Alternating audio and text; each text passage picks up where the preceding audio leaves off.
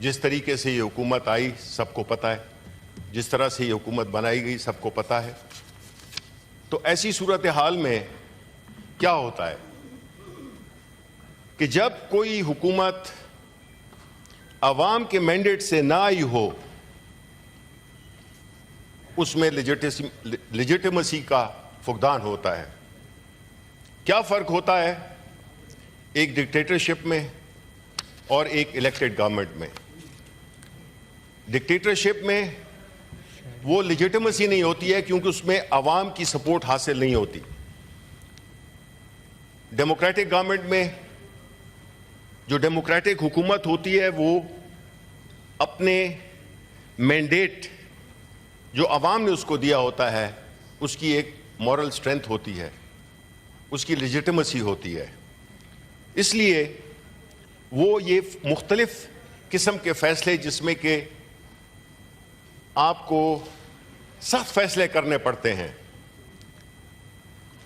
آپ کو ریفارمز کرنی ہوتی ہیں، آپ کو ایک عوام کے دل پر ہاتھ رکھتے ہوئے اپنی بجٹ بنانا ہوتا ہے۔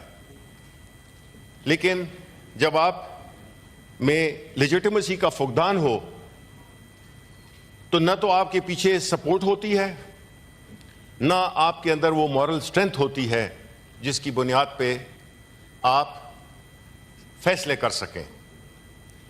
یہ بجٹ بھی عکاسی کرتا ہے اس حکومت کی، اس فائنانس منسٹری کی جس کی حکومت کی کوئی لیجیٹیمسی نہیں ہے، اور وہ ان اقدامات سے نظر آتا ہے کہ نمبر 1 کہ اس میں نہ تو کوئی اکنامک ویژن نظر آتا ہے اور نہ اس میں ملک کو جو ایک بھکاری بنا دیا گیا ہے اس سے جان چھڑانے کی کوئی چھوٹی سی کوشش بھی نہیں کی گئی۔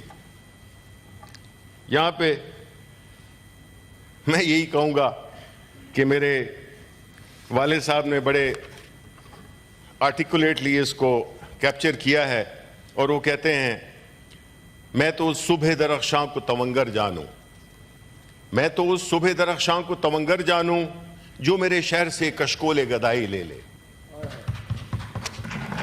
یہ جو کشکول گدائی ہے یہ خاصہ رہا ہے۔ ہم کیسے پہنچے اس نہج پہ؟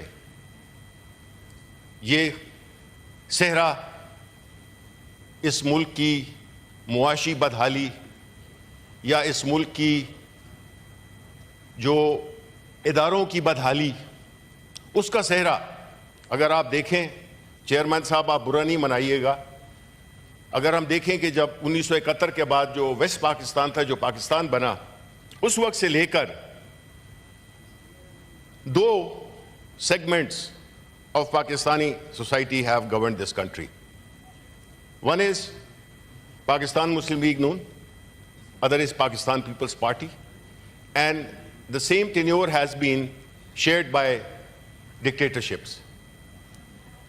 اس میں پی ٹی آئی کا کوئی ہاتھ نہیں ہے، کیونکہ پی ٹی آئی تو اقتدار میں آئی 2018 میں، 2013 میں پروونس میں ہم نے گورنمنٹ بنائی۔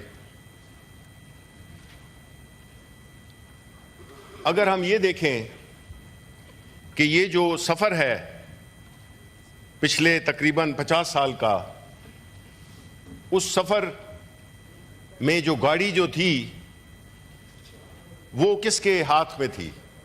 وہ ان 2 پولیٹیکل سائٹ پہ، یہ 2 پولیٹیکل پارٹیز، باقی ان کے ساتھ جو بھی ان کے ہواری تھے، اور ڈکٹیٹرشپس کی۔ اب جو بجٹ پیش کیا گیا ہے اس میں ہم نے یہ دیکھا ہے کہ زیادہ تفصیل میں نہیں جاؤں گا، کیونکہ یہ بجٹ ایک تو کل رات کو ملا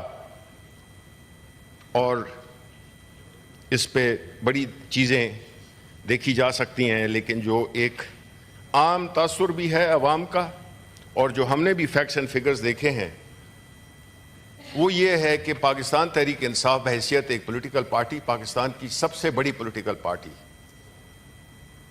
دونوں ہاؤسز میں ہمارا ماننا یہ ہے کیونکہ پاکستان تحریک انصاف پاکستان کے عوام کی میجورٹی کی نمائندگی کرتی ہے، وہ اس بجٹ کو زہر قاتل سمجھتی ہے۔ پاکستان تحریک انصاف اور پاکستان کے عوام ایک طرف کھڑے ہیں، اور جو اشرافیہ کے نمائندے اور ایک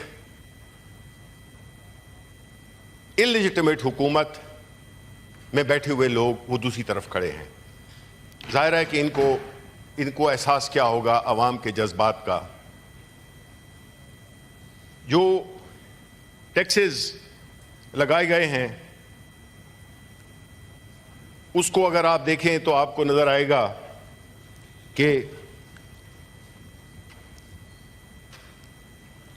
پاکستان کے جو سیلریڈ کلاس ہے ان پہ مزید ٹیکس لگا دیا گیا ہے۔ ایک طرف منیمم ویج کو بڑھا دیا گیا ہے، بہت اچھی بات ہے، لیکن وہ بھی اس میں بھی گزارا نہیں ہوتا کسی کا۔ اور جو ٹیکس میں لے آئے ہیں وہ جو 50,000 روپے کی تنخواہ ہے جس کی، اس کو بھی ٹیکس میں لے آئے ہیں۔ سملرلی جو ہائر اینڈ پہ آپ جائیں تو اس میں گو کہ وہ ٹیکس بڑھایا نہیں گیا، لیکن اس کا تھریش ہولڈ نیچے کر دیا گیا ہے۔ پہلے 60 لاکھ کی تنخواہ اس کو جو ٹیکس لگتا تھا اس میں آپ لے آئے ہیں اس کو 41 لاکھ پہ۔ اس سے ہوگا کیا جناب والا کہ ایک تو پاکستان میں سینئر لیول پہ کام کرنا وہ وائبل نہیں رہے گا، اور نیچے جو 50,000 کی جی اور اس سے اوپر کی جو کیٹیگری ہے ان کا تو تقریباً جینا ہی حرام ہو گیا۔ ان بیچاروں کو تو وہ بنے ہی اسی لیے تھے۔ یہ جو اشرافیہ کے نمائندے ہیں، یہ دو جماعتیں اور ان کے ساتھ ان کے جو الائز ہیں، انہوں نے ہمیشہ پاکستان کے عوام کا خون چوسا ہے، اور یہ بجٹ اس سے مختلف نہیں ہے۔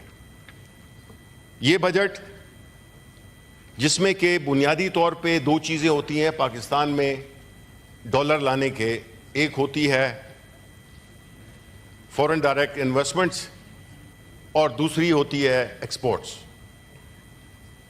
ایکسپورٹس پہ بھی جو پہلے 1.25% کا ٹرن اوور ٹیکس تھا، اب اس کو بھی وہ نارمل ٹیکسیشن میں لے آئے ہیں۔ ایک طرف ہم اپنی ایکسپورٹس بڑھانے کی کوشش کر رہے ہیں اور دوسری طرف ہم ان کو پنش کر رہے ہیں۔ دوسرا سیکٹر آئی ٹی سیکٹر ہے، جس میں کہ ہمارے آئی ٹی کی ایکسپورٹس پہ بھی وار کیا گیا ہے۔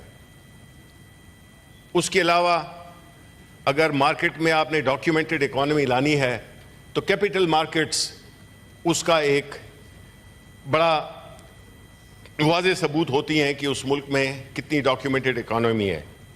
گو کہ ہماری کیپٹل مارکیٹس کا سائز بہت چھوٹا ہے کمپیئر ٹو انڈیا۔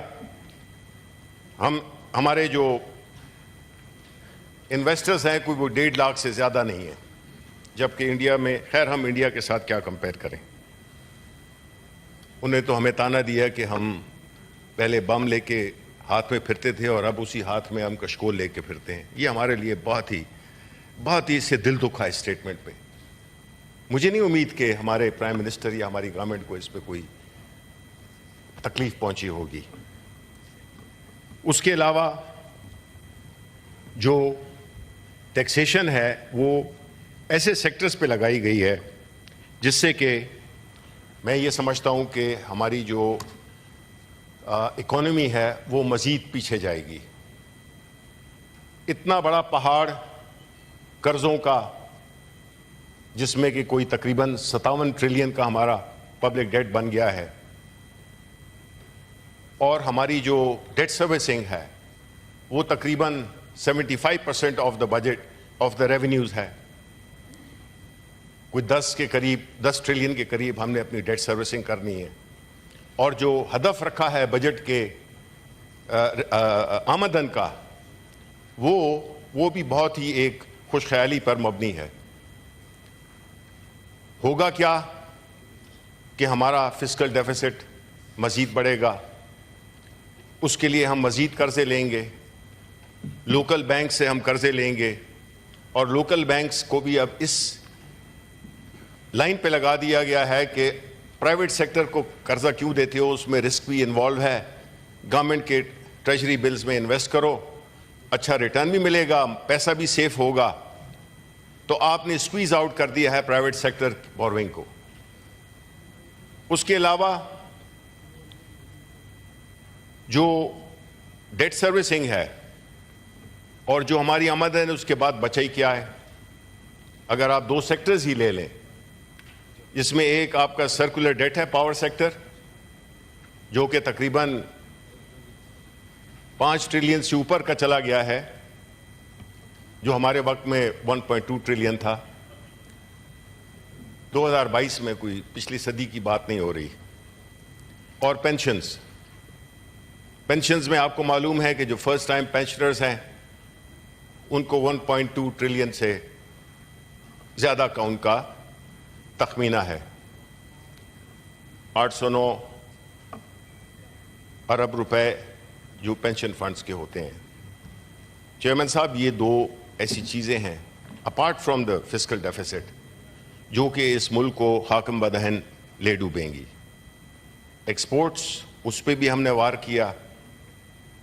ہمارے جب ابھی جو اہداف ہیں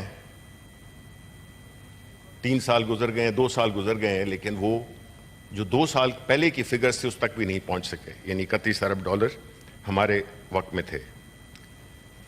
یہ کیوں ہوتا ہے؟ یہ اس وقت ہوتا ہے کہ جب, جس طرح میں نے پہلے کہا کہ جب وہ حکومت ایک بولڈ ڈیسیژنز نہیں لے سکتی کیونکہ اس کے پاس وہ اخلاقی قوت نہیں ہوتی. اور جب آپ کے پاس اخلاقی قوت نہ ہو اور آپ ہر وقت ڈر رہے ہوں, آپ ہر 2 منٹ کے بعد پیچھے دیکھتے ہیں, اس سے آپ ملک اور قوم کو آگے نہیں لے جا سکتے. نہ اس ملک کو آپ خوشحالی تو دور کی بات, اس کو اس کی جو اپنی جو بنیادی ریکوائرمنٹس ہیں وہ بھی آپ قرضے لے کر اور پورا کریں گے.